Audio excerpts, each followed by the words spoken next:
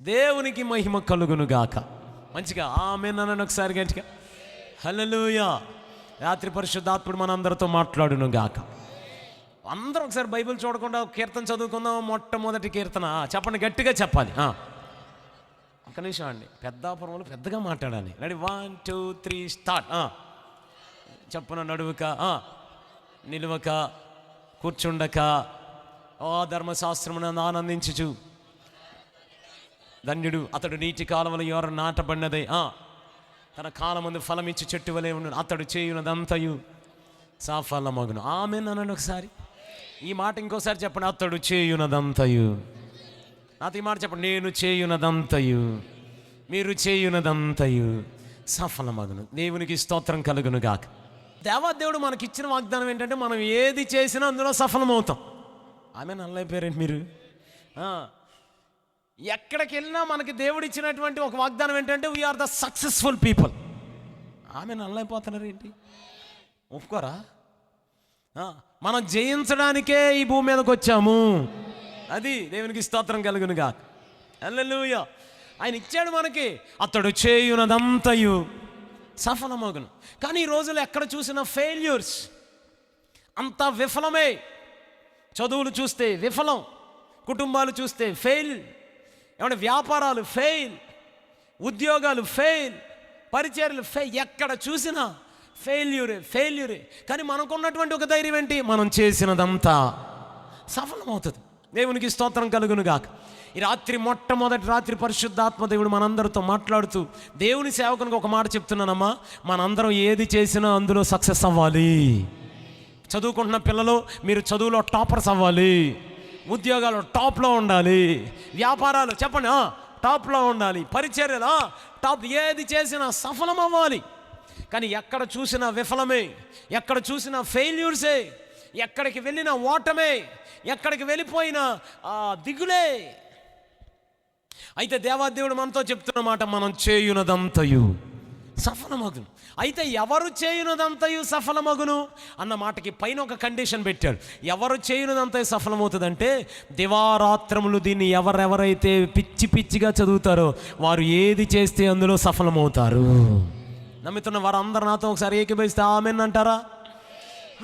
పగలు రాత్రి పిచ్చి పట్టినట్టుగా ఎవరైతే దేవుని వాక్యాన్ని చదువుతారో వారు ఏది చేసినా అందులో సఫలమవుతారట.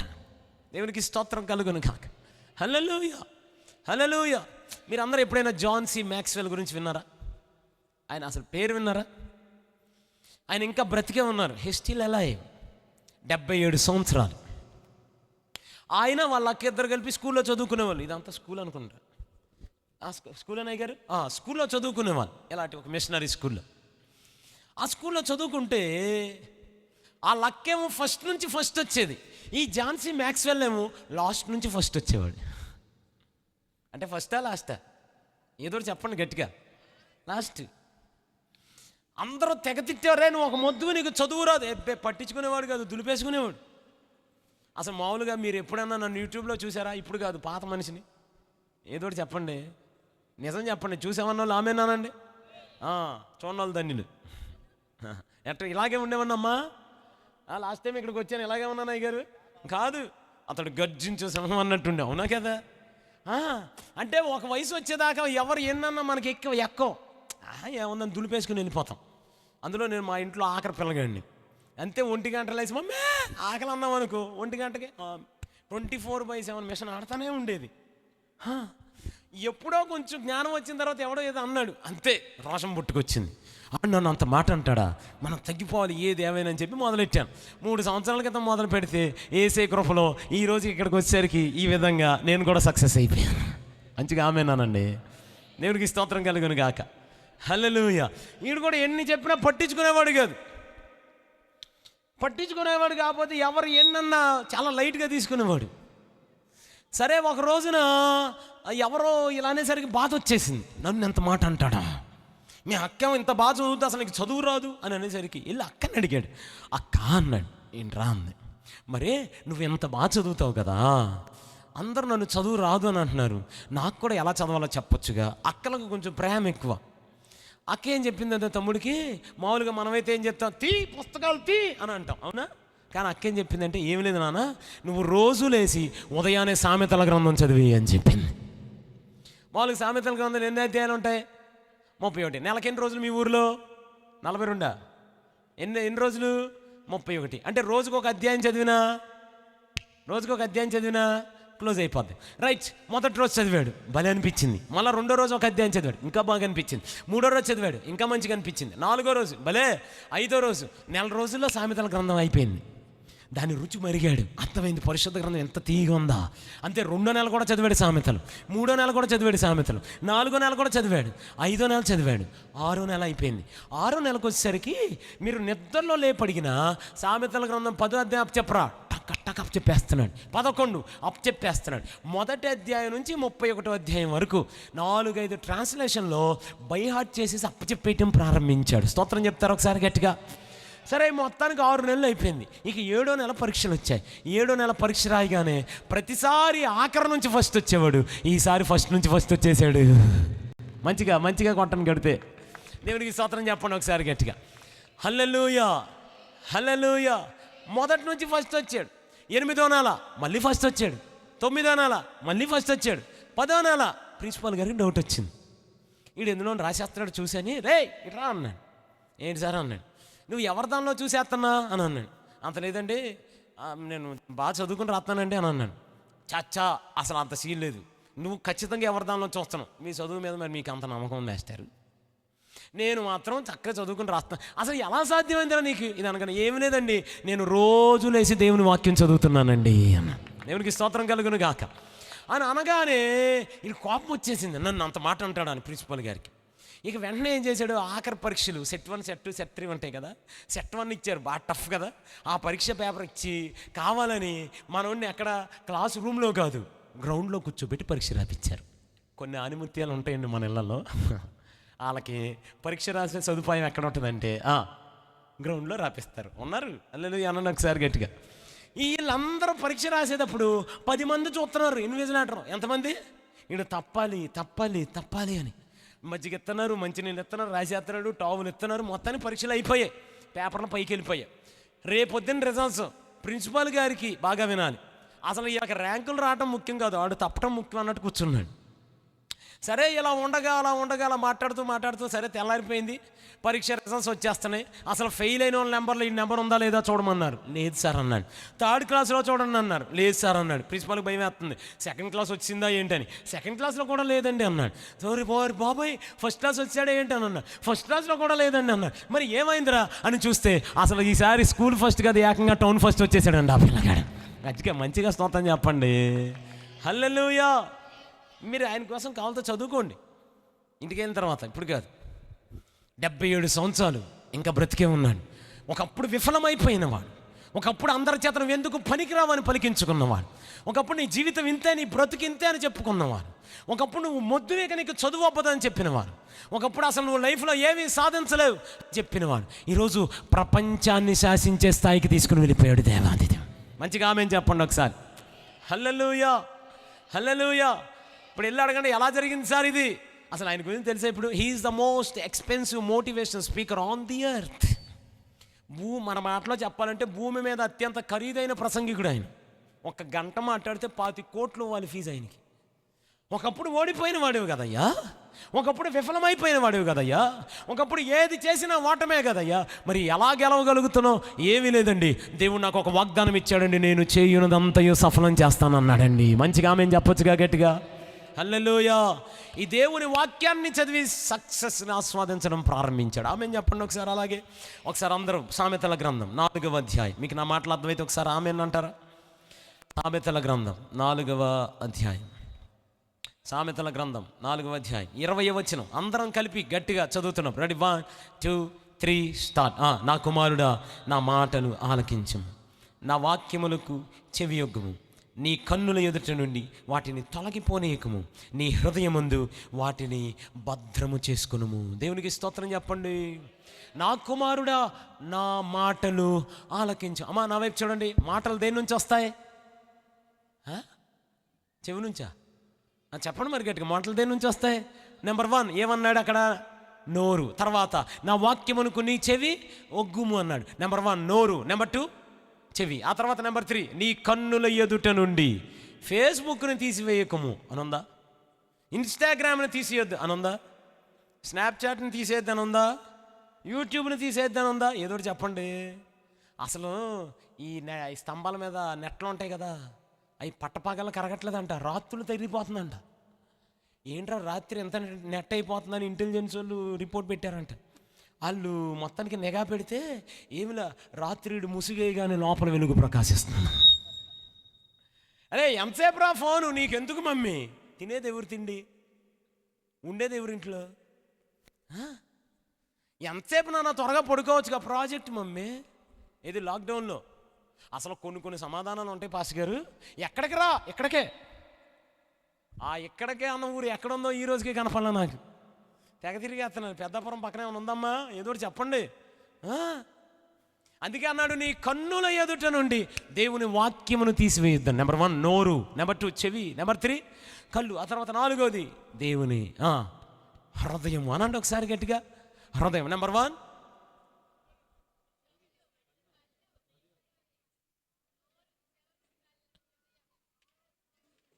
ఆయన చెప్పిన వాళ్ళు మాత్రమే ఆశీర్వదించయ్యా.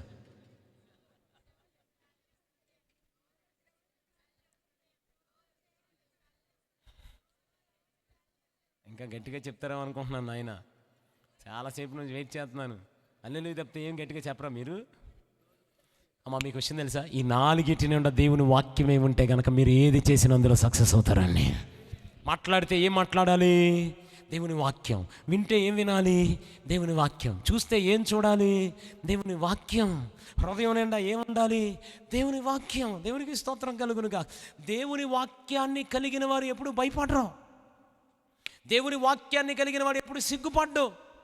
అందుకే హెబ్రీ గ్రంథకర్త మాట్లాడుతుంటాడు, దేవుని వాక్యము 2 అంచులు కలిగిన వాడి గల ఖడ్గము కంటే పదునైనది, సజీవమైనది, బలము గలదై ప్రాణము, ఆత్మ, దేహము, కీళ్ళు, మేలుగులు, హృదయము, తలంపులు, ఆలోచనలను విభజించు మట్టుకు దూరుకుని వెళ్ళిపోద్దంట. నేను అంటాను, ఆ పదునైన కత్తి కన్నా పదునైనది మన చేతిలో ఉన్నటువంటి పరిశుద్ధ గ్రంథం. దేవునికి స్తోత్రం కలుగునుగా. హల్లెలూయా, హల్లెలూయా. ఒకసారి మనందరం 112వ కీర్తన చదువుదాం. 112వ కీర్తన, 112వ కీర్తన నాకు చాలా ఇష్టమైన కీర్తన. ఆ కీర్తన చదువుదాం. 112 అందరం కలిపి చదువుదాం. Ready, 1 2 3 start. యెహోవాను స్తుతించుడి, యెహోవా యందు భయభక్తులు గలవాడు, ఆయన ఆజ్ఞలను బట్టి అధికముగా ఆనందించేవాడు ధన్యుడు. ఎవరి ఆజ్ఞలను బట్టి? ఆయన మాటను బట్టి, ఆయన వాక్యమును బట్టి అధికముగా ఆనందించేవాడు ధన్యుడు. ఇప్పుడు అందరూ ఆమెనాలని. వాని సంతతి వారు భూమి మీద బలవంతులగుదురు, యథార్థవంతుల వంశపు వారు దీవించబడుదురు. కలిమియు సంపదయు వాని ఎంట నుండును, వాని నీతి నిత్యము నిలుచును. యథార్థవంతులకు చీకట్లో వెలుగు పుట్టును. వారు కటాక్షమును వాత్సల్యతయు నీతియు గలవారు, దయాళులను అప్పిచ్చువారు భాగ్యవంతులు. న్యాయ విమర్శలో వారి వ్యాజ్యము గెలుచును, అట్టి వారు ఎప్పుడును కదిలింపబడరు. నీతిమంతులు నిత్యము జ్ఞాపకములో నుందురు, వాని హృదయము యెహోవాను ఆశ్రయించి స్థిరముగా నుండును. ఈ మాట అందరం కలిపి చదువుదాం. ఆ తర్వాత మాట, వాడు దుర్వార్తకు జడియాడు. దేవునికి స్తోత్రం కలుగును గాక. హల్లెలూయా. వాడు దుర్వార్తకు జడియాడు. ఎవరో? దేవుని ఆజ్ఞలు కలిగిన వాడు. ఏం సార్ భయం ఎట్లేదా మీకు? లేదు. దేవుని వాక్యం వందనాలు. రేపొద్దున వచ్చి ఇల్లు వేల వేసేస్తారంట. బ్యాంకు వాళ్ళు రెడీ అయిపోయారంట. రేపొద్దున కనుక అప్పు కట్టపోతే అయిపోయినట్టే కోటం. అయ్యే భయం ఎట్లేదా? కోటానికి వెళ్ళిపోయి హల్లెలూయా స్తుతి మహిమ ఓడిపోనని పడుతున్నావు. అసలు బెంగగాలేక భయం ఏం లేదు, రేపు తెల్లారే కట్టాలి అని అనగానే అందరూ భయపడతారు. ఆ ఇంట్లో ఈయన మాత్రం సంతోషంగా ఒకటే మాట చెప్తాడు, మీరందరూ భయపడతారు, నాకెందుకు భయం లేదంటే నేను రేపు అప్పు కట్టాలి కరెక్టే, కానీ నా దేవుడు నాకు ఒక వాగ్దానం ఇచ్చాడు, నన్ను అప్పిచ్చు అనిగా చేస్తాను అని చెప్పాడు. దేవునికి స్తోత్రం కలుగును గాక. రేపొద్దున టెస్ట్ రిపోర్ట్ అవుతుందంట. అందులో ఆ జబ్బు ఉందని తెలిస్తే చాలా ప్రమాదం అంట. అది తగ్గదు, చచ్చిపోతారంట. నువ్వు మాత్రం కోటానికి వెళ్ళిపోయి హల్లెలూయా స్తుతి మహిమ అని పాడుతున్నావు. భయం వేయట్లేదా? అయ్యా, ఈ లోక డాక్టర్లు నేను చచ్చిపోతారని చెప్పారు కరెక్టే, కానీ నా పరమ వైద్యుడు నేను దీర్ఘాయుష్వంతుడు అవుతానని చెప్పాను ఆయన. దేవునికి స్తోత్రం కలుగునుగాక. భయం రాట్లా? అట్టివాడు దుర్వార్తకు చెడియాడు. అమ్మ ఇన్ని సంవత్సరాలు అయిపోయిందమ్మా, పిల్లలు పుట్టట్లేదమ్మా, ఏంటమ్మా నీ పరిస్థితికి ఇంతేనా? అందరూ నింద, భయంకరమైన నింద. అయినా కానీ స్తుతిస్తున్నావు, అయినా కానీ ప్రార్థన చేస్తున్నావు, అయినా కానీ కన్నీరు కారుస్తున్నావు, అయినా ప్రభు కొరకు కానుగ్గా మారిపోయావు. ఏ బాధగా లేదా అనగానే ఏంటిది మన ధైర్యం? నా పిల్లలను నేను చూస్తానని ఆయన నాకు వాగ్దానం ఇచ్చాడు. దేవునికి స్తోత్రం కలుగును గాక. మాట ఏంటంటే అట్టివాడు దుర్వార్తకు జడియాడు. దావీదు అనండి ఒకసారి గట్టిగా, మంచిగా అనండి పర్లేదు. సౌలు తరుముతూ వచ్చాడు, దావీదు వెళ్ళిపోయి గుహలో దాక్కున్నాడు. ఎక్కడ దాక్కున్నాడమ్మా? గుహలో దాక్కున్నాడు. అప్పుడు దావీదు దగ్గరికి సుమారు ఒక 500-600 మంది వచ్చారు. ఎంతమంది? 500-600 మంది వచ్చి వాళ్ళ సమస్యలు చెప్పుకుంటున్నారు దావీదుతో. అసలు ఆయనే ఎందుకులో ఉన్నాడు? సమస్యలో ఉన్నాడు. ఆయనే పారిపోయి వచ్చి సమస్యకు దాక్కున్నాడు. వీళ్ళందరూ వచ్చి ఏం చెప్తున్నారు ఈయనకి? మాట్లాడన్నానా? వీళ్ళందరూ వచ్చి ఏం చెప్తున్నారు? సమస్య చెప్తున్నాను. అమ్మ, క్రైస్తవ జీవితం అలాగే ఉంటుంది. మీరే సమస్యలో ఉంటారు, కానీ మీ ఇంటి పక్కన వాళ్ళ సమస్యలు మీకే చెప్తారు. మీరే అప్పులో ఉంటారు, రేపొద్దున ఇంటి పక్క ఆంటీ గారు ఒక శిల్పిస్తారు మీకు, ఏమని? మా అప్పులు తీరాలని ప్రార్థన చేస్తారా? ఇప్పుడు మన ఇంట్లోనే గర్భఫలం ఉండదు, ఎదురుగా అంకుల్ గారు ఓ శిల్పిస్తారు, మా పాప గర్భఫలం కోసం ప్రార్థన చేస్తారా? ఇప్పుడు మన ఇంట్లోనే వివాహాలు, ఇంటి వెనక ఆంటీ గారు ఒకటి శిల్పిస్తారు, మా బాబు వివాహం కోసం ప్రార్థన చేస్తారా? మీ దగ్గర మీరు ప్రార్థన చేస్తే అయిపోద్దంటగా. మనకే బోళ్ళు అన్నప్పులు, కానీ ఎవరో ఫోన్ చేసి సభలు జరుగుతున్నాయి అంటగా ఆడికి వెళ్ళి ప్రార్థన చేస్తారా మా అప్పులు తీరిపోవాలని? ఇప్పుడు ఈయన ఎక్కడ ఉన్నాడు? సమస్యలో. అందరూ చీనికేం చెప్తున్నారు? సమస్య చెప్తున్నారు. క్రైస్తవ జీవితం యొక్క సౌందర్యం ఏంటి తెలుసండి? యోబు బూడిదలో కూర్చున్నా, అంతా కోల్పోయినా, తన గురించి కాకుండా తన స్నేహితుల గురించి ఎప్పుడైతే చేతులెత్తి ప్రార్థన చేశాడో, పరలోకమందున్న దేవుడు యోబును జ్ఞాపకం చేసుకున్నాడు. దేవునికి స్తోత్రం చెప్పొచ్చు గట్టిగా, మంచిగా చెప్పొచ్చు గట్టిగా, 2 చేతులు పైకెత్తి గట్టిగా స్తోత్రం చెప్పొచ్చు. హల్లెలూయా, హల్లెలూయా. దావీదు ఎక్కడ ఉన్నాడు? సమస్యలో. ఈ 600 మంది వచ్చి ఏం చెప్పుకుంటున్నారు? సమస్య చెప్పుకుంటున్నారు. ఈయన ప్రార్థన చేస్తున్నాడు, వాళ్ళ సమస్యలన్నీ పోతున్నాయి. ఈయన చేతులు వేస్తున్నాడు, వాళ్ళ అప్పులన్నీ తీరిపోతున్నాయి. ఈయన అడుగు పెడుతున్నాడు, వాళ్ళు చాలా హ్యాపీగా ఉన్నారు. మరలా సుమారు ఒక 600 ఇల్లు ఒక దావీదు పురంలాగా కట్టేసుకుని మరలా ఒక సైన్యం ప్రారంభమైపోయింది దావీదుకి. మీలో ఒంటరైన వాడు 1000 మంది అయిపోతాడు అన్నట్టుగా ఒక్కడే బయలుదేరి వచ్చాడు. మరలా 600 కుటుంబాలను దేవుడు సంఘంగా ఇచ్చేశాడు. ఆమెన్ చెప్పండి ఒకసారి గట్టిగా. అందరు 2 చేతులు అల్లాడిస్తే ఒకసారి ఆమెన్ అంటారా? గట్టిగా గట్టిగా ఆమెన్ అనొచ్చుగా, ఇంకొంచెం గట్టిగా అనొచ్చుగా. పాస్టర్ గారు అందరూ ఆమెన్ అనొచ్చుగా. అమ్మ ఇంకొంచెం గట్టిగా అనమ్మా, ఇంకొంచెం గట్టిగా ఆమెన్ అంటుండగానే మన పెద్దాపురంలో ఎన్ని మందిరాలు ఉన్నాయో అన్ని మందిరాల్లో సభ్యత్వం 1000 మందిగా మారిపోవాలి. 1000 మంది విశ్వాసం ఉండాలి. ప్రతి చిన్న మందిరంలో కూడా 1000 మంది ఉండాలి. ఆమెన్ చెప్పాలి గట్టిగా. దేవునికి స్తోత్రం కలుగును గాక. హల్లెలూయా. ఇప్పుడు మరలా సైన్యం వచ్చేసింది దావీదు గారికి. సరే, ఇక రాను ఏమైంది? మరలా ఏదో చిన్న సమస్య వచ్చింది. అమాలేకీయులు వచ్చారు, దావీదు పురం మీద అందరూ వచ్చేసి దాడి చేశారు. వాళ్ళ ఇల్లు కాల్చేశారు, భార్యల్ని కుమార్తెలు తీసుకెళ్లారు. ఈలోపు అందరూ మరలా దావీదు పురానికి రాగానే వాళ్ళందరికీ చాలా బాధ వచ్చింది. ఇప్పుడు బాధ వచ్చి కోపం వచ్చింది. ఎవరి మీద వచ్చింది? శత్రువు మీద రాలా, దావీదు మీద వచ్చింది. అసలు మీ సమస్యలు తీరడానికి కారణం ఎవరు? దావీదు. మాట్లాడండి. మరలా మీరు అన్నం తింటున్నారంటే కారణం ఎవరు? దావీదు. మరలా హ్యాపీగా జీవితం గడుపుతున్నారంటే కారణం ఎవరు? దావీదు. ఆనందంగా రోజు సంతోషంగా జీవితాన్ని గడుపుతున్నారంటే కారణం ఎవరు? దావీదు. మరలా ఇప్పుడు ఇల్లు కట్టుకున్నామంటే కారణం ఎవరు? దావీదు. ఇప్పుడు ఏదో చిన్న సమస్య వచ్చింది, కోపం ఎవరి మీద రావాలి? అపవాది మీద. కానీ ఎవరి మీద వచ్చింది? పాస్టర్ గారి మీద. ఇదే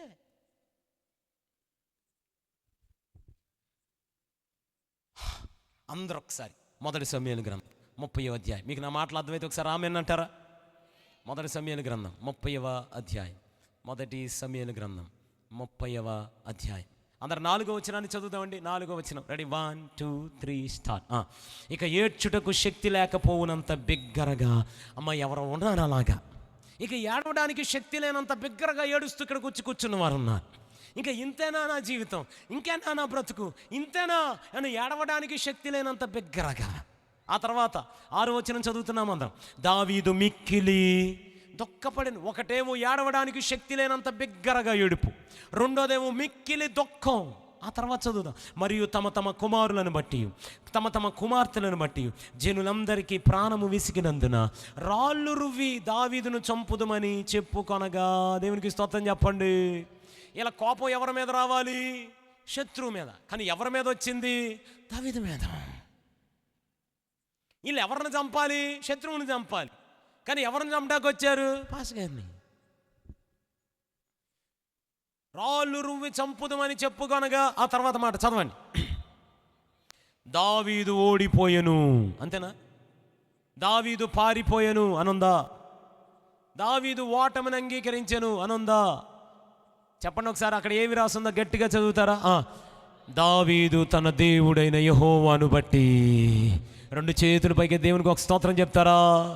రెండు చేతుల పైకి దేవునికి ఒక స్తోత్రం చెప్తారా? ఇక ఏడ్చుటకు శక్తి లేకపోవునంత బిగ్గరగా ఏడుపు. మిక్కిలి దుఃఖంతో బ్రతుకుతున్నటువంటి దినాలు.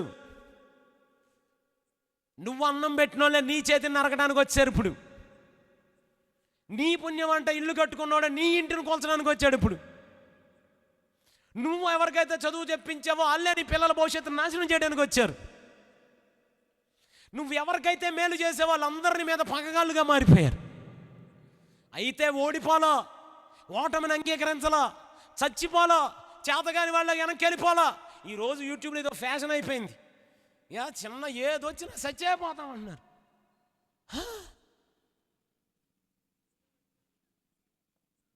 ఆడెవడో ఆ చిన్నపిల్లగాడు వాళ్ళ నాన్న 4వ తరగతి చదువుతున్నాడంట. వాళ్ళ నాన్న సరిగ్గా క్రాప్ వేయించలేదంటే చచ్చిపోయాడంట వెళ్ళిపోయి. పాస్ గారు ఆ మధ్య సిస్టర్ గారు వచ్చాను నా దగ్గరికి.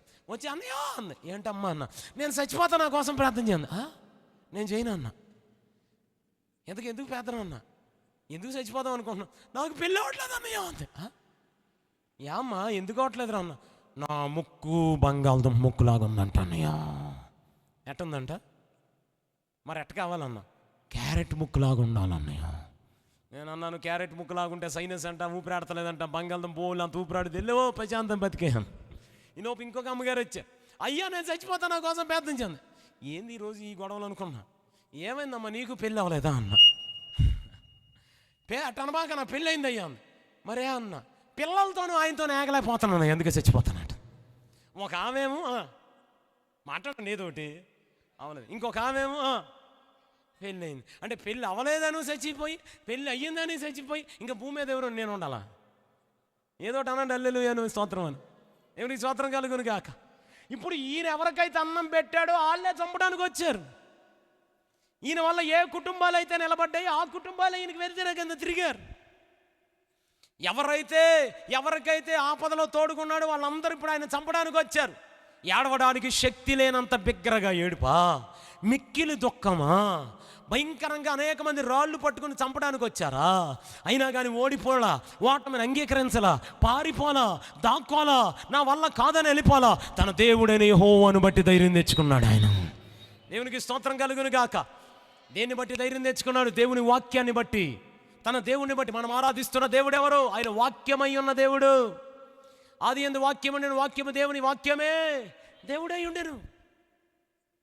అందుకే గడిచిన ఎంతో కాలంగా వాక్యాన్ని ఆపడానికే ప్రయత్నాలు జరుగుతున్నాయండి. వాక్యాన్ని ఆపడానికే. మీకు జ్ఞాపకం ఉందా? అది అరణ్యమందు వినపడుచున్న కేక, అతడు మండుచు ప్రకాశించుచున్న దీపం. అతని కాంతిలో ప్రజలు కొంతకాలం ఉండిపోవడానికి ఇష్టపడిపోయారు. అతని పేరు బాప్తిస్మమిచ్చు యోహాను. అతడు ప్రకటిస్తున్నాడు, రాజు ఓ ప్రజలారా మారండి, పాపాన్ని విడిచిపెట్టండి. రానో కాలం చాలా భయంకరమైనటువంటి కాలం, రానయ్యున్నవాడు అతి త్వరలో రాబోతున్నాడు. మారు మనసు పొందండి, దేవుని తీర్పు నుంచి తప్పించుకోండి అని ప్రకటన చేస్తుంటే 100 మంది బాప్తిస్మాలకు వచ్చేస్తున్నారు. ఆమేన్ చెప్పాలి ఒకసారి గట్టిగా. 100 మంది బాప్తిస్మాలకు వస్తుంటే ఒక్కడికి భయం వేసింది. అమ్మో ఇలాగే యోహాను వదిలేస్తే వాక్యం విస్తరించిపోతుంది, క్రీస్తు విస్తరించిపోతున్నాడు, క్రైస్తవి విస్తరించిపోతుంది, ఏదో ఒకటి చేసి ఆపేయండి అని చెప్పి బాప్తిసం ఇచ్చి యోహాను తలకై నరికి చంపేశారు అనుకున్నారు.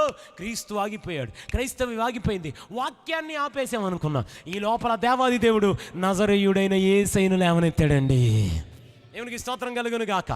యేసయ్య రాగానే వాక్యం చెప్తున్నాడు, అద్భుతాలు చేస్తున్నాడు. వాక్యం చెప్తున్నాడు, చచ్చిపోయిన వాళ్ళు లేస్తున్నాడు. వాక్యం చెప్తున్నాడు, గుడ్డోళ్ళకి కళ్ళు ఇస్తున్నాడు. వాక్యము అద్భుతాలు, వాక్యము అద్భుతాలు, వాక్యము అద్భుతాలు. ఇప్పుడు అందరూ ఆమె యేసయ్య నడిస్తే అద్భుతాలు జరుగుతున్నాయి, ఆయన నిలబడితే అద్భుతాలు జరుగుతున్నాయి, ఆయన పడవలో పడుకుని ఉంటే అద్భుతాలు చేస్తున్నాడు, ఆయన ఉమ్మి ద్వారా అద్భుతాలు జరుగుతున్నాయి, ఆయన చూపు ద్వారా అద్భుతాలు జరుగుతున్నాయి. మనందరం చప్పట్లు కొడుతూ యేసయ్య అని పిలుస్తుండగా ఈ రాత్రి కూడా అద్భుతాలు జరుగుతాయి. గట్టిగా యేసయ్య అని పిలుస్తుండగా, గట్టిగా యేసయ్య అని పిలుస్తుండగా 2 చేతుల పైకెత్తి స్తోత్రం చెప్తారా? ఏమండి ఇదివరకు 100 బాప్తిస్మాలే, యేసయ్య రాగానే పెద్దాపురం పురం అంతా యేసయ్య దగ్గరికి వచ్చేస్తుంది. హల్లెలూయా అనుకున్నారు. బాబోయ్ ఇలా వదిలేస్తే అతి త్వరలో మన జిల్లానంతా మార్చేసేటట్టున్నాడు. ఆమెన్ అంటారే, రాష్ట్రం అంతా మారిపోయేటట్టుంది. మొత్తం పక్క రాష్ట్రం కూడా మారిపోయేటట్టుంది, ఆ పక్క రాష్ట్రం కూడా మారిపోయేటట్టుంది. ఏదో రోజు టీవీ నైన్లో బ్రేకింగ్ న్యూస్ వచ్చేటట్టుంది, భారతదేశం అంతా మారిపోయిందని. దేవునికి స్తోత్రం. ఎలాగోలా ఆపాలని యేసయ్యను కూడా సిలువేసి అనుకున్నారు. యోహాను కన్నా ఎవరో గొప్పలు రారనుకున్నాం, యేసయ్య వచ్చారు. కానీ యేసయ్య కన్నా గొప్పలు ఎవరో లేరు, ఆయన కన్నా వాక్యం చెప్పగలిగిన వాళ్ళు, అద్భుతాలు చేయగలిగిన ఎవరు లేరు అని అనుకున్నప్పుడు దేవుడు మనకు ఒక వాగ్దానం ఇచ్చేళ్ళాడు. మీరు కనుక నా యందు విశ్వాసం ఉంటే నాకన్నా ఎక్కువ కార్యాలు చేస్తారు. ఈ లోపు యేసయ్య స్థానంలో 12 మంది అపోస్తలులను లేపాడు దేవుడు. వాళ్ళు భూలోకాన్ని తలకిందులు చేసేస్తున్నారు. 12 మందిని చంపేశారు. 12 మంది 120 మంది అయిపోయారు. ఆ తర్వాత 3000 మంది అయిపోయారు, 5000 మంది అయిపోయారు. అనంతకాలంలో 25,000 మంది అయిపోయారు. ఈరోజు ప్రపంచ జనాభా 800 కోట్లు, అందులో సగానికి పైగా అంటే సుమారు 500 కోట్ల మంది ఇది పట్టుకుని అబ్రహాము దేవుణ్ణి ఆరాధిస్తూ బ్రతుకుతున్నారు. అందరూ గట్టిగా చప్పలు కొడుతూ స్తోత్రం చెప్పొచ్చుగా, ఇంకా గట్టిగా హల్లెలూయా హల్లెలూయా. అందుకే పౌలయ్య గారు తిమోతికి రాస్తున్నాడు, తిమోతి స్వార్థ నిమిత్తం నన్ను సంఖ్యలలో బంధించారు, రేపు నిన్ను బంధిస్తారు, ఆ తర్వాత వేదిక మీద ఉన్న సేవకులందరినీ బంధిస్తారు, చందు గారిని బంధిస్తారు, జార్జి బుష్ని బంధిస్తారు. తిమోతి ఎవరినైనా బంధించవచ్చు, కానీ నేటి వరకు దేవుని వాక్యము బంధించబడి ఉండుట నేను చూసి ఉండలేదు అని రాశాను. దేవునికి స్తోత్రం కలుగును గాక. హల్లెలూయా. దేన్ని బట్టి ధైర్యం? దేవుని వాక్యాన్ని బట్టి ధైర్యం. అట్టివాడు దుర్వార్తకు చడియాడు. యోబు గారు ఏంట్రా నీ 7,000 గొర్రెలు ఒకే రోజు చచ్చిపోయాయ్యా? అవునా. ఇటు నుంచి ఇంకోటి వచ్చాడు, యోబు గారు ఏంట్రా నీ 3,000 ఒంట్లో ఒకే రోజు చచ్చిపోయాయ్యా? అటు నుంచి ఇంకోటి వచ్చాడు, యోబు గారు నీ 1000 ఎడ్లు ఒకే రోజు చచ్చిపోయాయ్యా? వెనక నుంచి ఇంకో వార్త, యోబు గారు నీ 500 ఆడుగాడిదలు ఒకే రోజు చచ్చిపోయాయ్యా? ఒక్క దెబ్బకి బూడిదలోకి వెళ్ళిపోయాడు అంతే. ప్రస్తుతానికి కేర్ ఆఫ్ బూడిద. చర్మ రోగం, ఎముకల రోగం, ఆ మూల నుంచి ఇంకోటి పరిగెత్తుకుంటూ వస్తున్నాడు. పరుగున యోబయ్యా ఇంకేమందరూ ఆస్తి అంతా పోయింది, ఇంకేం దుర్వార్త తీసుకొస్తా అని అనగానే పరిగెత్తుకుని యోబు గారు ఏంటయ్యా అనగా, నీ కడుపును పుట్టిన 10 మంది పిల్లలోకి రోజు చచ్చిపోయారయ్యా. ఇన్ని దుర్వార్తలు ఎవరికైనా వస్తాయి భూమి మీద? మాట్లాడండి ఏదోటి. ఇన్ని దుర్వార్తలు. అసలు యోబు గారి దగ్గర ఇంటర్వ్యూ చేద్దాం. యోబు గారు నీ 7,000 గొర్రెలు నీకు గుర్తురాట్లా, 3,000 ఒంట్లు గుర్తురాట్లా, నీ 1000 ఎడ్లు గుర్తురాట్లా, 500 ఆడుగారు గుర్తురాట్లా, నీ కడుపును పుట్టిన 10 మంది పిల్లల్ని గుర్తురాట్లా. మరి నీకేం గుర్తొస్తుందయ్యా? నా విమోచకుడు సజీవుడు అన్నమాట నాకు గుర్తొస్తుందయ్యా. హల్లెలూయా. ఆయన అన్యాయం చేయడం అసమాన మాటే గుర్తొస్తుందయ్యా. మొదట నా స్థితి కొద్దిగా ఉన్న తొదకు మహాభివృద్ధి పొందుతానయ్యా. ఆయన గ్రహింపలేని గొప్ప కార్యాలు చేస్తాం. బూడిదలో కూర్చొని చెప్తున్నాడు ఈ మాటలన్నీ. అసలు యోబు గారి దగ్గరికి, అయ్యా అసలు ఇన్ని దుర్వార్తలకి భయం రావట్లేదా అని వెళ్ళి అడగండి. ఆయన ఏమంటారు తెలుసా? నా భక్తి నాకు ధైర్యం పుట్టిస్తుంది. దేవునికి స్తోత్రం. ఆ మాట చెప్పగలరా ఈ రాత్రి? మీరు అదే భక్తిలో ఉన్నారా? నా భక్తి వల్ల నేను ధైర్యంగా ఉన్నాను, నా దేవుణ్ణి బట్టి నేను ధైర్యంగా ఉన్నాను. అట్టివాడు దుర్వార్తకు చడియాడు. దేవునికి స్తోత్రం కలుగునుగా. హల్లెలూయా హల్లెలూయా హల్లెలూయా హల్లెలూయా. ఇంకొక మాట, మొదటి సమూయేలు గ్రంథం 30వ అధ్యాయం. ఒక్క మాట. హల్లెలూయా హల్లెలూయా. మీకు నా మాటలు అర్థమైతే ఒకసారి ఆమేన్ అంటారా? 30వ అధ్యాయం 18వ వచనాన్ని అందరం కలిపి చదువుదామండి. ఇలాగున దావీదు అమాలేకీలు దోచుకుని పోయిన దానంతటిని, చెప్పండి, దోచుకుపోయిన దానంతటిని గట్టిగా చెప్పండి, తిరిగి తెచ్చుకొనెను అనండి. ఒకసారి గట్టిగా చెప్పండి, తిరిగి తెచ్చుకొనెను అనండి. తిరిగి తెచ్చుకొనెను అనండి. మంచిగా అనండి ఒకసారి గట్టిగా. తిరిగి తెచ్చుకొని గట్టిగానండి, ఇంకా గట్టిగానండి. అమ్మ, ఈ 3 రోజుల సభల ద్వారా మీరు కోల్పోయిన సమాధానాన్ని మరలా దేవుడు తిరిగి ఇవ్వబోతున్నాడు. మీరు చాలామంది ఆస్తిని కోల్పోయారు, తిరిగి రాబోతుంది. చాలామంది మీ బిడ్డల భవిష్యత్తు కోల్పోయారు, తిరిగి రాబోతుంది. చాలామంది పరిచయలో కొన్ని ఆత్మలను కోల్పోయారు, వాళ్ళు మరలా తిరిగి రాబోతున్నారు. మనశ్శాంతిని కోల్పోయారు, తిరిగి రాబోతున్నాయి. మీరు చాలా విషయాలు అన్నీ కోల్పోయి ఉన్నారు, అవన్నీ యేసు నామములో తిరిగి రాబోతున్నాయి. ఎప్పుడు? దేవుని వాక్యం ఉంటే. లేదన్నా అంత ఫెయిల్యూర్ అన్న అంత లేదు. దేవుడు వాగ్దానం ఇచ్చాడు, మీరు చేయునదంతయు సఫలమవుతుంది. ఒక ఫెయిల్యూర్ మ్యాన్ సక్సెస్ఫుల్ మ్యాన్గా మారాడు. ఏం కోల్పోయాడు? వాక్యం మీద ధైర్యం తెచ్చుకుని మరలా అన్ని తిరిగి తెచ్చుకున్నాడు. ఒకసారి గట్టిగా ఆమె చెప్తారా? నేను ముగింపులోనికి వెళ్తూ, ఇప్పుడు ఒకతను వాక్యం ద్వారా, వాక్యాన్ని ధ్యానించడం ద్వారా తను కోల్పోయిందంతా తిరిగి తెచ్చుకున్నాడు. ఆమెనానండి ఒకసారి.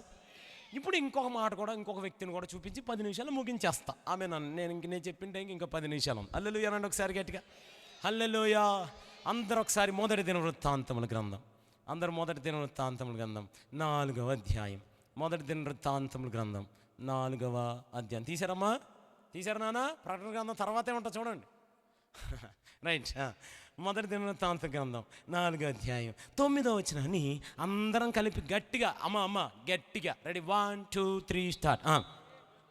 ఎబేజు తన సహోదరుల కంటే ఘనము పొందినవాడై ఉండెను. వేదన పడి అతని కంటినని అతని తల్లి అతనికి ఎబ్బేజు అని పేరు పెట్టాడు. ఆ తర్వాత ఎబ్బేజు ఇశ్రాయేలుల దేవుని గురించి మొర్రపెట్టి, నీవు నన్ను నిశ్చయముగా ఆశీర్వదించి నా సరిహద్దును విశాలపరిచి నీ చెయ్యి నాకు తోడుగా ఉండ దయచేసి నాకు కీడు రాకుండా దానిలో నుండి నన్ను తప్పించుము అని ప్రార్థింపగా దేవుడు అతడు మనవి చేసిన దానిని అతనికి దయచేసెను. 2 చేతుల పైకైతే ఒక ఆమెన్ అంటారా గట్టిగా? ఇతడు కూడా ఒక ఫెయిల్యూర్ మ్యాన్. అక్కడ ఒక మాట చదువుతారా? ఆఖరి లైన్ చదవండి, 10వ అధ్యాయం ఆఖరి లైన్. దేవుడు అతడు చేసిన మనవిని అతనికి దయచేసి. అక్కడ మీ పేరు రాసేసుకోండి, అతడు అన్న దగ్గర. ఇప్పుడు అతడు అన్న దగ్గర మీ పేరు రాసుకుని చదవండి. ఇప్పుడు దేవుడు చేసిన మనవిని దయచేసెను. ఆమేనండి, హల్లెలూయా. బైబిల్ గ్రంథంలో ఒక అధ్యాయం ఉంది. ఆ అధ్యాయం ప్రార్థనతో ప్రారంభించబడుతుంది. ఆ అధ్యాయం ముగింపు ఎలా ఉంటుందంటే ప్రార్థనకి జవాబుతో ముగిస్తాడు పరిశుద్ధాత్ముడు. యోనా గ్రంథం 2వ అధ్యాయం, ఇంటికి వెళ్ళే చదవండి. ఆ అధ్యాయం ప్రార్థనతో ప్రారంభిస్తాడు, ముగింపు జవాబుతో ముగిస్తాడు. అయితే ఇక్కడ గొప్ప విషయం ఏంటంటే ఇక్కడ ఎబ్బేజు ఈ వచనాన్ని ప్రార్థనతో ప్రారంభిస్తాడు. మనం ఆరాధిస్తున్న దేవుడు ఎలాంటి వాడు తెలుసా? ఆ వచనం ముగిసే లోపలే పరలోకం ఎబ్బేజు చేసిన ప్రార్థనకి ఆమేన్ అనేసింది. దేవునికి స్తోత్రం కలుగును గాక.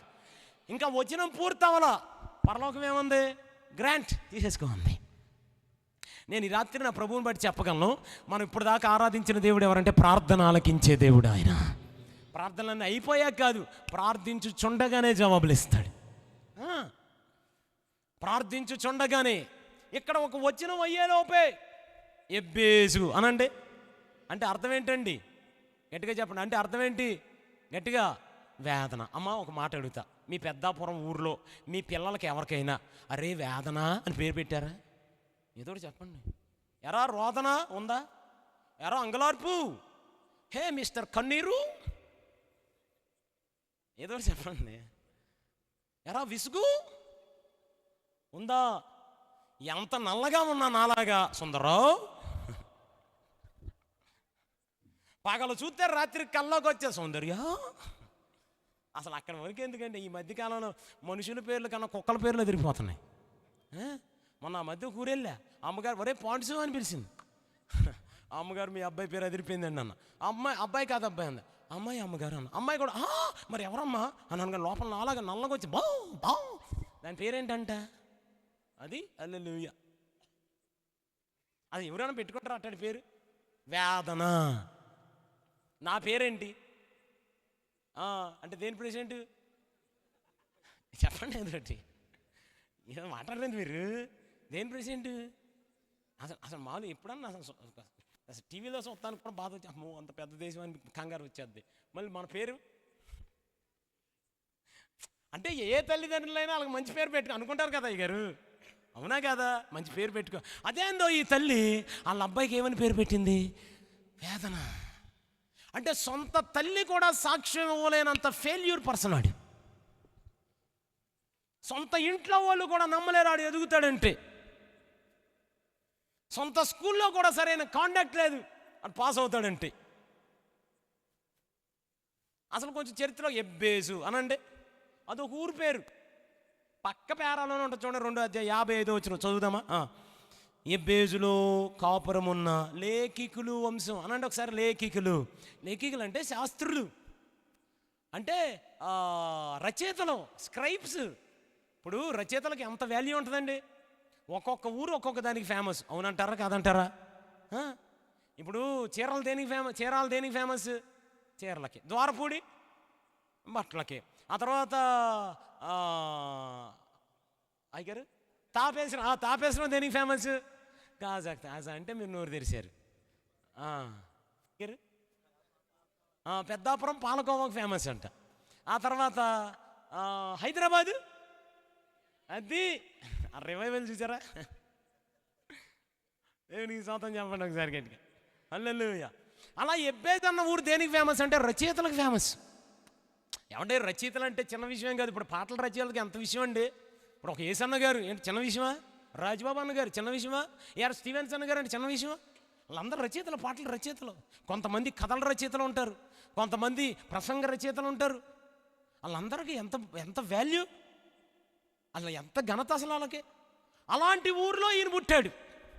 వాళ్ళ అమ్మకి అర్థమైంది ఈ పోటీ ప్రపంచంలో, ఇంత తలాంతులు కలిగినటువంటి ఊరిలో, ఇంత సామర్థ్యం ఉన్న ఈ మనుషుల మధ్య నా కొడుకు గెలవలేడు. ఆడి జీవితం ఇంతే. ఇప్పటికే అన్నలు 2 అంతస్తులు బిల్డింగ్ కట్టేశారు, వీడికి పాక కూడా లేదు. అక్కలు 2 ఎకరాలు కొనేశారు, వీడికి కనీసం సెంటు భూమి కూడా లేదు. వీడి బ్రతికింతే. వీడు ఏడుస్తూనే బ్రతుకుతాడు, ఏడుస్తూనే చావాలి. వీడి వేదనే, వీడి బ్రతుకంతా వేదనే అని పేరు పెట్టేసింది. అయితే బాగా గమనించాలి, ఎబ్బేజు కరెక్టే అన్నలందరూ. ఈరోజు కూడా చాలామంది ఎబ్బేజు తల్లులు ఉన్నారు ఇక్కడ. 2 కొడుకులు ఉంటే ఒక కొడుకు చాలా ఆశీర్వదించబడ్డాడు, ఒక కొడుకు చాలా భయంకరమైన స్థితి. 2 కుమార్తెలు ఉంటే ఒక కుమార్తె చాలా బాగుంది, ఇంకో చాలా వాళ్ళ జీవితాలు చాలా బాగున్నాయి, ఇంకో కుమార్తె జీవితం చాలా బాగోలా. అంత మాత్రమే కాదు, ఇక్కడ చాలామంది ఎబ్బేజులు కూర్చొని ఉన్నారు. మీ తల్లి కూడా మీకు ఒక మంచి సాక్ష్యం చెప్పలేనంటే భయంకరమైన ఫెయిల్యూర్ పర్సన్స్ కూర్చుని ఉన్నారు ఈ రాత్రి మొదటి రోజు సభలో. పరిశుద్ధాత్మ దేవుడు మనందరితో మాట్లాడుతున్నాడు. అలాగని ఎబ్బేజు అన్నలందరూ డెవలప్ అయిపోతున్నారు, అభివృద్ధి చెందుతున్నారు. ఇంటి ఎదురుగాళ్ళు డెవలప్ అవుతున్నారు, వెనకోళ్ళు డెవలప్ అవుతున్నారు, వాళ్ళు అందరూ ఎదిగిపోతున్నారు. కానీ ఎప్పుడు ఎబ్బేజు అసూయ పనుల, ఎప్పుడు నిరాశ పనుల, ఎప్పుడు కోప పనుల, ఏంటి జీవితం అని, లేకపోతే చచ్చిపోవడానికి ఎప్పుడు వెళ్ళిపోవాలా, ఈ బ్రతుకు ఇంతేనా, ఎంతేనా ఈ జీవితం, ఇక నేను ఫెయిల్యూరేనా అని అనుకోవాలా.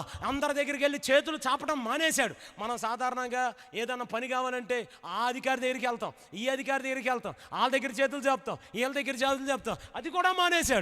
ఎవరి దగ్గర చేతులు చాపినా సహాయం అందదని అందరి దగ్గర చేతులు ఆపటం మానేసి గదిలోకి వెళ్ళి యేసయ్య దగ్గర 2 చేతులు ఎత్తడం నేర్చుకున్నాడు ఎబ్బేజు.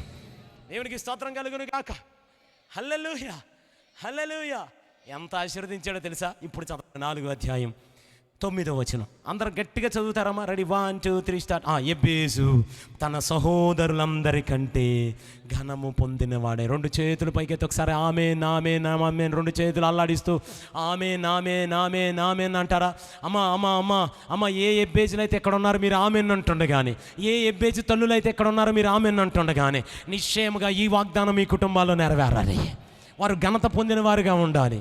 దేశం యొక్క ఉన్నత స్థలముల మీద వాళ్ళు ఉండాలి. దేవునికి స్తోత్రం. ఇక 4 ప్రార్థనలు చేశాడు. నేను చదవకుండా చెప్పేస్తాను. మొట్టమొదటి ప్రార్థన, అందరు చెప్పండి, నన్ను ఆశీర్వదించిన ఆయన. నేను అలాగే చెప్పాను, అందరు నన్ను ఆశీర్వదించిన ఆయన. అందరు చెప్పాలి, నన్ను ఆశీర్వదించిన ఆయన. గట్టిగా చెప్పండి, నన్ను ఆశీర్వదించిన ఆయన. చెప్పట్లా మోడీ గారు చప్పట్లు కొట్టమని కొడతారే? దీపాలకి మరి వినిపిస్తారే?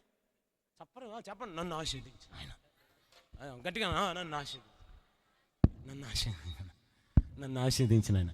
నమ్మండి, రాసుకోండి, అన్నోళ్ళందరినీ దేవుడు ఆశీర్వదిస్తాడు. దేవునికి స్తోత్రం కలుగును. హల్లెలూయా, హల్లెలూయా. అసలు ఇంకా 2వ పాయింట్లోకి వెళ్ళదు, సరిహద్దులు విశాలపరచమని. అంతే, మొదటి ప్రార్థన అలా ముగిస్తున్నాడు, పరలోకం ఆమేన్ అనేసింది. అసలు పరలోకం దగ్గర ఏ అప్లికేషన్ పెట్టుకున్నా మీకు రిజెక్షన్ ఉండదు.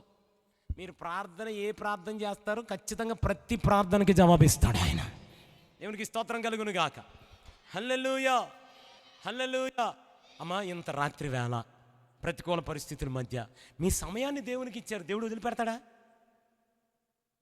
మీ జీవితాన్ని దేవునికి ఇచ్చారు, దేవునికి వదిలిపెడతాడా?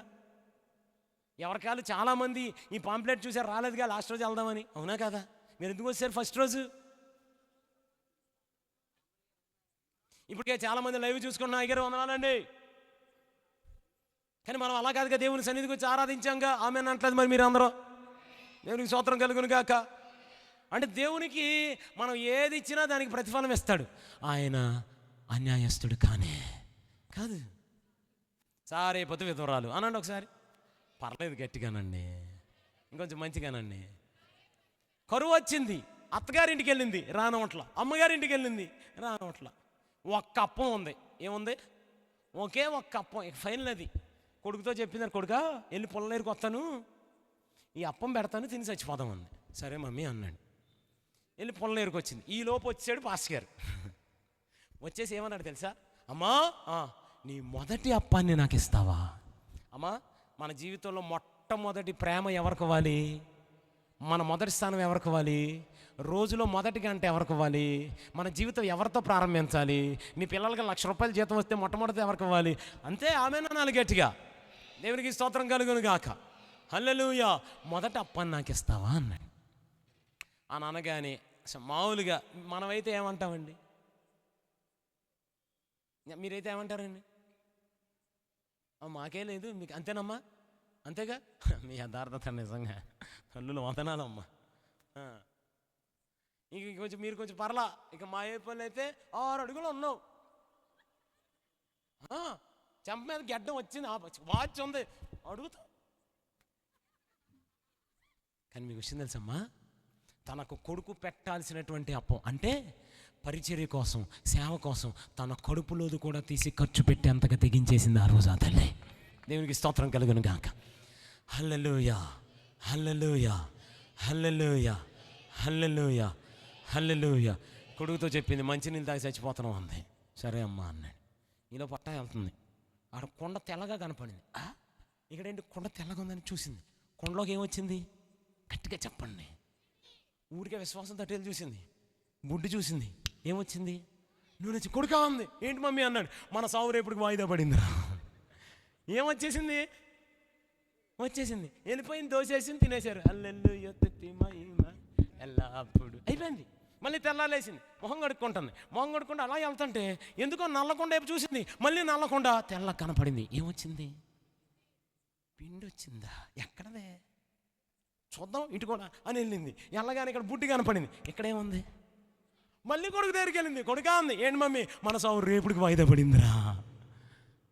మళ్ళీ తెల్లారింది. మళ్ళీ మొహం కడుక్కుంటుంది. మళ్ళీ మొహం కడు నల్లకొండ తెల్లగా. మళ్ళీ బుడ్డి దగ్గరికి వెళ్ళింది. బుడ్డిలో ఏముంది? మళ్ళీ కొడుకు దగ్గరికి వెళ్ళింది. కొడుక మన సావు రేపుడికి వాయిదా పడిపోయింది. అమ్మ మీకు వచ్చింది తెలుసా? 3.5 సంవత్సరాలు రాజుగారి పస్తు, రాజుగారి భార్య పస్తు, అంతఃపురంలో అందరు పస్తు, మంత్రులు పస్తు, మంత్రులు అందరు పస్తు, మంత్రులు భార్యలు అందరు పస్తు, పట్టణం అంతా పస్తు, అందరూ ఒక పూట తింటున్నారు. కానీ మీకు ఒక విషయం చెప్తానండి, కానీ ఈ విధవరాలు ఇంట్లో రోజు ఏమొచ్చేస్తుంది? గట్టిగా చెప్పాలి. ఈ రోజు ఏమొచ్చేస్తుంది? పిండి వచ్చేస్తుంది. ఇటు నుంచి ఏమొచ్చేస్తుంది? నూనె వచ్చేస్తుంది. అసలు నేను అంటాను, పిండి ఊరటం నూనె ఊరటం కాదు. ఆ విధవరాలు ఇంట్లో దేవుడు 2 ఫ్యాక్టరీలు ప్రారంభించేశాడు. మంచిగా కొడితే కొట్టండి, ఇబ్బంది ఏమి లేదు. 2 ఫ్యాక్టరీలు అమ్మ, 2 ఫ్యాక్టరీలు. ఒట్టిగా చప్పట్లు కొడుతూ హల్లెలూయా అనాలి, చప్పట్లు కొడుతూ ఆమేన్ అనాలి, చప్పట్లు కొడుతూ గట్టిగా ఆమేన్ అనాలి. సర్వజనులారా చప్పట్లు కొడుతూ జైత్వంతో ఆర్పాటం చేయాలన్నాడు. మీరు ఆమేన్ అంటుండే కానీ మీలో కూడా చాలామంది ఫ్యాక్టరీలకు వాండర్లు అయిపోబోతున్నారు. మీ పిల్లలే ఫ్యాక్టరీలను పెట్టబోతున్నారు. దానికి మీ పేరే పెట్టబోతున్నారు. ఓపెనింగ్ అయ్యగారులే చేయబోతున్నారు. పిలిస్తే నేను కూడా వస్తా, 1 కేజీ పిండి అడిగారు. బైబిల్లో ఉందా సార్ అన్నమాట? 17వ అధ్యాయంలో 8వ వచనంలో ఆ విధవరాలు అంటాడు. 17వ వచనానికి రాగానే ఆ యజమానురాలు అన్నాడు. ఏనికి యజమానురాలు? 2 ఫ్యాక్టరీలకి. అమ్మా మీ పిల్లలు 2 ఫ్యాక్టరీలు ప్రారంభించబోతున్నారు. స్వార్థమ్మ గారి ఫ్యాక్టరీ. హల్లెలూయా, దేవునికి స్తోత్రం. మంచిగా హల్లెలూయా అనండి. పర్లేదు అనండి, కొంచెం గట్టిగా అనండి, ఇంకొంచెం మంచిగా అనట్లా మీరు గట్టిగా. దేవునికి స్తోత్రం కలుగును గాక. హల్లెలూయా, హల్లెలూయా, హల్లెలూయా. మర్చిపోవడానికి ఆయన అన్యాయస్తుడు కాదు. అబ్రహాము అనండి, పర్లేదు అనండి. అబ్రహాం ఇంటికి యేసయ్య వచ్చాడు, ప్రభు వచ్చాడు. ఎంతమంది వచ్చారు చెప్పండి నాన్న? 3 వచ్చారు. వాళ్ళందరిని ఏమని పిలిచాడు? ప్రభు అన్నాడు. అంటే 3 వచ్చారు, త్రియాక దేవుడు ప్రభు అన్న. అది వేరే సబ్జెక్ట్, ఇప్పుడు మాట్లాడుకుందాం. ఆమేనండి. ఒకసారి రాగానే నేను నీకు భోజనం పెట్టేస్తాను ఆగయ్యా అన్నాడు. అని వెళ్ళిపోయి అమ్మ శారమ్మా 3.5 మానికలను పిండి కలిపోయాను అన్నాడు. మామూలుగా ఈ కాలం శారమ్మలు అయితే ఏమంటారు? అమ్మా దా ఒకసారి ఇట్రా అయ్యా, ఇట్రా మొత్తం పెద్దాపురంలో కర్రీ పాయింట్ ఉందా లేదా? తెచ్చి పెట్టొచ్చుగా. ఇప్పుడు ఈ ఎండవేళ నేను చెయ్యాలా? మేకప్ ఏమైపోద్ది, నాది లిప్స్టిక్ ఏమైపోద్ది, అసలు బంగారం కరిగిపోదా, అసలు ఏం మాడుతున్నా అంటారంటారా అమ్మా? కానీ అప్పుడు ఆ తల్లి అంట కాదు. అంటే సుమారు 7.5 కేజీల పిండి అంట. ఎంతమందికి? ఈయన వెళ్ళిపోయి ఒక పశువుని వేసాడు, అంటే సుమారు 25 కేజీ. అమ్మ ఒక మాట అడగనా? 3 చపాతీలు కావాలంటే ఎంత పిండి కావాలమ్మా? అసలు చేయటం మానేశారు. లేదు మామూలుగా ఎంత పిండి కావాలమ్మా? 1/2 కేజీ అంటున్నారు. మీరు జాగ్రత్త పెడతారు కాబట్టి 1/2 కేజీ. నేను కొంచెం ఎక్కువ వేస్తాను కాబట్టి కేజీ అనుకోండి. అంతమందికి నాన్ వెజ్ కావాలంటే ఎంత కావాలి? 1 కేజీ. సరే మీరు జాగ్రత్త పెడతారు కాబట్టి ఓకే, 1 ముక్క వేస్తారు కాబట్టి. నేను అట్ట కదా, కొంచెం నాకు 8 రాదు కాబట్టి వేసేస్తాను కాబట్టి 2 కేజీలు అనుకుందాం. ఈయన 25 కేజీలు తెచ్చాడు. ఎంతమందికి? 10 కేజీలు పిండి తెచ్చాడు. ఎంతమందికి? 3కి. అబ్రహాం గారి తర్వాత ఇస్సాకు గారి తరం యాకోబు. యాకోబు నుంచి 2 బిడ్డలు. యాకోబు దేవునితో పినాడి ఇశ్రాయేలుగా మారాడు. ఇశ్రాయేలుగా మారగానే 12 గోత్రాలు.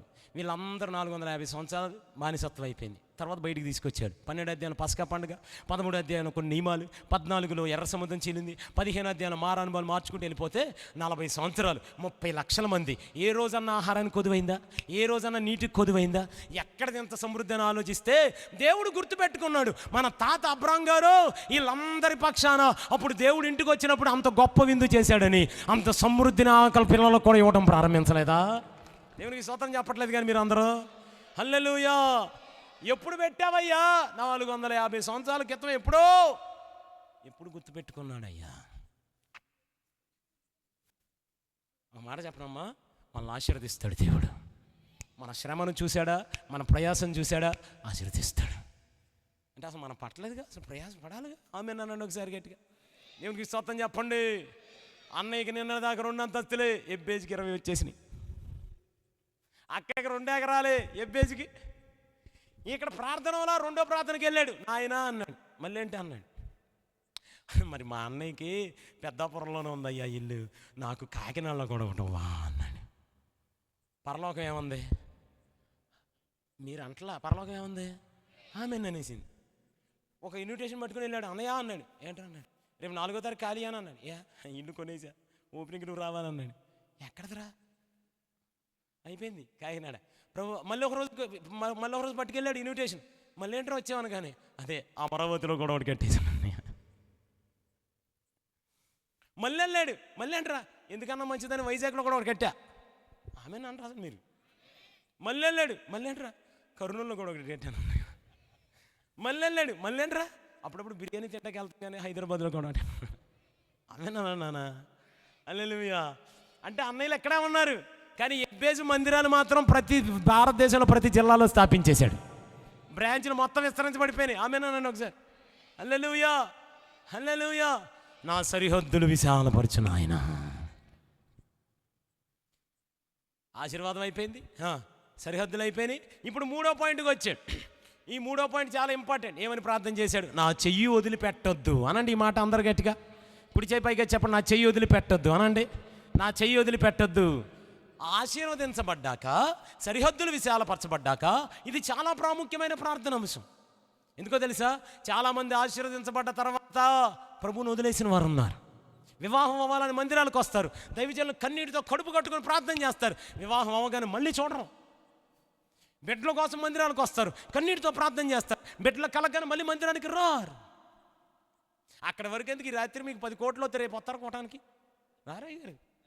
మళ్ళీ ఈయన వస్తాడు లేనిపోయింది మళ్ళీ అనుకుంటారు. అవునా కదా? కానీ చెప్పేసి అలా కాదు. నాయనా నన్ను ఆశీర్వదించావు, నా సరిహద్దులు విశాలపరిచావు. ఈ సమయంలో నేనే కనుక నీ చేయి పట్టుకుంటే ఖచ్చితంగా నీ చేతులు వదిలేస్తానయ్యా. నా ప్రార్థనకు జవాబు వస్తే నీ చేయి వదిలేస్తానయ్యా. నా అవసరం తిరిగిపోతే నీ చేయి వదిలేస్తానయ్యా. అయ్యా నేను ఏ ప్రార్థన కోసం మందిరానికి వచ్చానో దానికి జవాబు వస్తే నేను నీ మందిరం వదిలేస్తాను. నాకు తెలిసిన ఆయన. అందుకే నేను నీ చేతిని పట్టుకోవటం కాదయ్యా, నువ్వే నా చేతిని పట్టుకో ప్రభువా.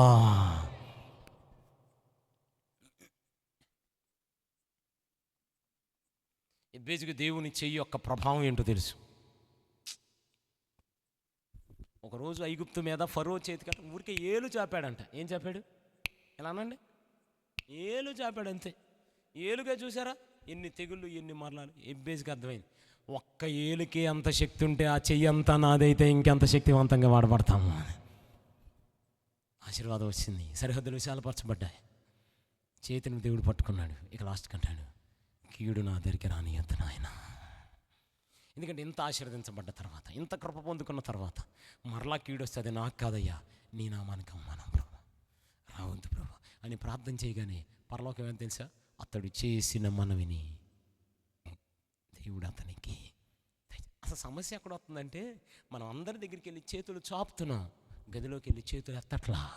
అది ఏమంటే భూమి మీద ఎవరు సహాయం చేయరండి. కొండల తట్టు నా కన్నులు ఎత్తుచున్నాను, నాకు సహాయం ఎక్కడి నుండి వచ్చును? భూమి ఆకాశమును సృజించిన యెహోవా వలననే సహాయం కలుగును. ఆపత్కాలంలో ఆయన నమ్ముకొనదగిన సహాయకుడు. ఇప్పుడు దాకా అంత ఫెయిల్యూర్ కదూ. మనకు దేవుడు ఇచ్చిన వాగ్దానం ఏంటి? నువ్వు ఏది చేసిన అందులో సఫలమవుతావు. ఎందుకు ఇప్పుడు దాకా ఫెయిల్ అయిపోయావు తెలుసా? దేవుని వాక్యం చదవక. నీ నోట్లో దేవుని వాక్యం లేదు. ఈరోజు రాత్రి పరిశీలించుకో. నీ చెవిలో దేవుని వాక్యం లేదు, నీ కళ్ళ ముందు దేవుని వాక్యం లేదు, నీ హృదయంలో దేవుని వాక్యం లేదు. అందుకే ఓడిపోతున్నావు నువ్వు. శ్రమ వచ్చినప్పుడు పడిపోతున్నావు. శ్రమ దినాన కృంగినవాడు చేతకానివాడు. దేవుని వాక్యం లేక కృంగిపోతున్నావు. దేవుని వాక్యం లేక ఓటమిని అంగీకరిస్తున్నావు. దేవుని వాక్యం తెలియక నువ్వు చచ్చిపోవాలనుకుంటున్నావు. దావీదు ఎంత భయంకరమైన శ్రమలో ఉన్నాడు, అవునా కదా? అసలు చచ్చిపోవాలంటే ఆయన చచ్చిపోవాలి. యోబు ఎంత భయంకరమైన శ్రమ, చచ్చిపోవాలంటే ఆయన చచ్చిపోవాలి.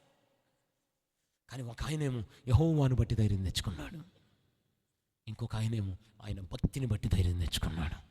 ఈ రాత్రి దేవుని వాక్యాన్ని బట్టి ధైర్యం తెచ్చుకోవడానికి అసలు దేవుని వాక్యం నీలో ఉందా? అసలు వాక్యాధారమైన సంఘంలో కట్టబడి ఉన్నావా? వాక్యంతో పెరుగుతున్నావా? వాక్యాన్ని ధ్యానించగలుగుతున్నావా? వాక్యం నీ హృదయంలో నిండి ఉందా? ఎంతమంది ఆపాలని చూసినా దేవుని వాక్యం నీలో ఉంటే నిన్ను ఎవరు ఆపలేరు. వాక్యం చదవక ఓడిపోతున్నాం. వాక్యం మన హృదయంలో లేక భయపడిపోతున్నాం. చేతకాని వరి మారిపోతున్నాం. రెండోది, అందరి దగ్గరికి వెళ్ళి చేతులు చాపడం అలవాటు అయిపోయింది మనకి. ఈ రాత్రి ఒక తీర్మానం తీసుకున్నాను, ప్రభువా ఇక ఎవరి దగ్గర చేతులు చాపనయ్యా, నీ దగ్గర చేతులు ఎత్తుతానయ్యా. ప్రార్థన ఆలకించే దేవుడు ఉన్నాడండి మనతో. వాక్యాన్ని నెరవేర్చే దేవుడు ఉన్నాడండి మనతో. ఇంకా చెప్పడానికి చాలా మాటలు ఉన్నాయి, సమయం లేదు. ప్రభు అవకాశం ఇస్తే మరొకసారి మాట్లాడదాం. నేను ఒకే మాట చెప్తాను. ఈ రాత్రి ఒక తీర్మానం తీసుకుని వెళ్ళండి. పిచ్చిగా వాక్యం చదువుతానయ్యా. ప్రతిరోజు ఒక ప్రార్థనా సమయాన్ని పెట్టుకుని ప్రార్థిస్తానయ్యా. చేతులెత్తుతానయ్యా, నీ సన్నిధిలో మోకరిస్తానయ్యా. నేను చేతకాని వాడిని. సొంత తల్లి కూడా నా గురించి మంచి సాక్ష్యం లేకపోతుందయ్యా. నా సొంత కుటుంబీకులు నా గురించి వేదన అంటున్నారు, కానీ నా గురించి ఎవరో మంచి సాక్ష్యం. చాలామంది ఎబ్బేజులు కూర్చుని ఉన్నారు.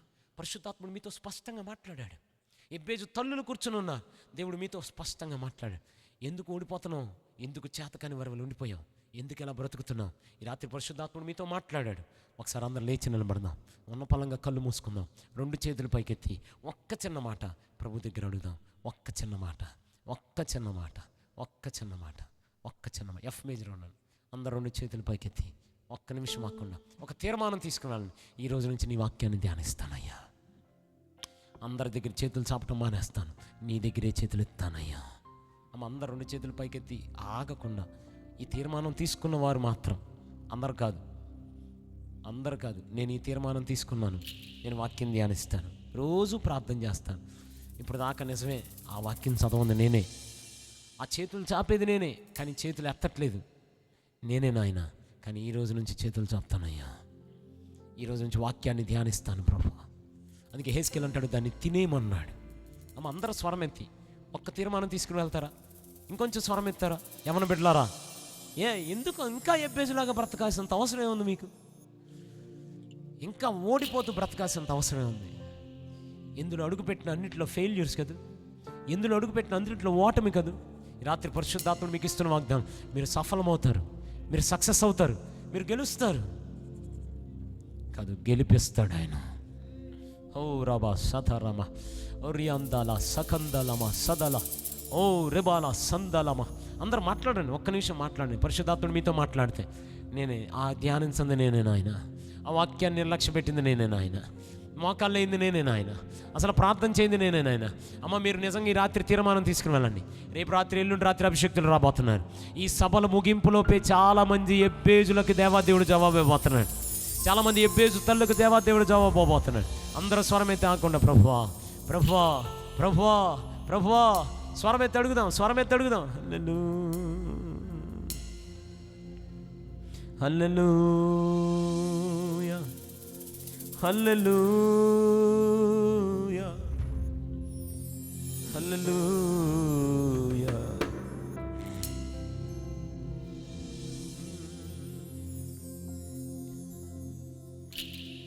ఏమౌదునో నేనేమౌదునో ఏమోదునో నేనేమోదును.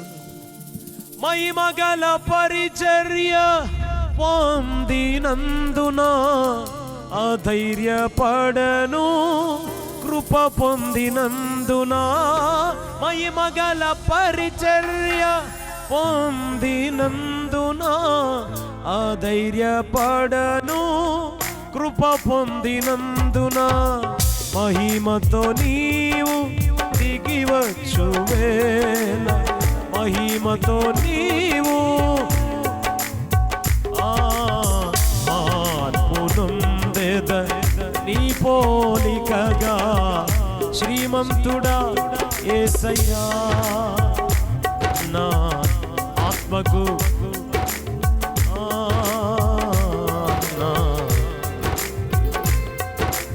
నీ వాక్యమే శ్రమ కొలిమిలో బ్రతికించుచున్నది. నా బాధలో అది బహునమ్మది కలిగించుచున్నది.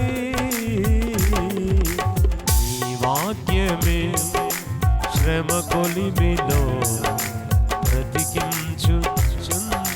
అందరు కలిసి యేసయ్యా యేసయ్యా అంతేనా? గట్టిగా. నవ్వుల పాలైన రోజైనను దాటిపోని, అందుకే అందరు ఓడిపోనివాడంటూ, ఓడిపోనివ్వడు యేసయ్య, ఓడిపోనివ్వడు. అందరం చెప్దామండి మాట. యేసయ్య ఓడిపోనివ్వడు, సిగ్గుపడనీయడు. పలకాలందరూ సిగ్గు. యేసయ్య సిగ్గుపడనీయడు, సిగ్గుపడనీయడు. యేసయ్య సిగ్గుపడనీయడు. మరచిపోడన్నడు యేసయ్య, మరచిపో. అందరూ పలకాలి, చప్పట్లు కొడుతూ అందరూ. ఆరిపోనివ్వడు, ఆరిపోనివ్వడు. విడచిపోడన్నడు, విడచిపోడన్నడు, విడచిపోడన్నడు. ఓడిపోనివ్వడు, ఓడిపోనివ్వడు, ఓడిపోనివ్వడు. ఓటమి తప్పని రోజైనను ఓడిపోనివ్వడు, ఓటమి తప్పని రోజైనను.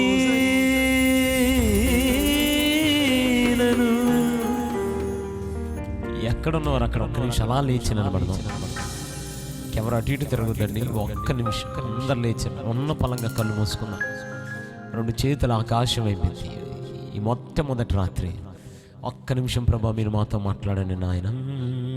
అందరు రెండు చేతులు పైకెత్తి, ఇంకెవరు అటు ఇటు కదలొద్దమ్మా. ఒక్క నిమిషం ఎక్కడున్నవారు అక్కడ అలాగే రెండు చేతులు పైకెత్తి ఒక్క మాట ప్రభుతో చెప్దాం. యేసయ్యని నేను ప్రేమిస్తున్నాను. యేసయ్యా యేసయ్యా యేసయ్యా. ఈ ఒక్క పేరు పిలవగలరా? అందరూ స్వరమైతే యేసయ్యా యేసయ్యా యేస. మా పేరు పిలవడానికి ఎవరు సిగ్గుపడొద్దు ఈ రాత్రి. ఆ పేరు పిలవడానికి ఎవరు అనుమానించొద్దు, అస్సలు అనుమానించొద్దు. ఆ పేరు వల్లే మన అందరికి విలువ.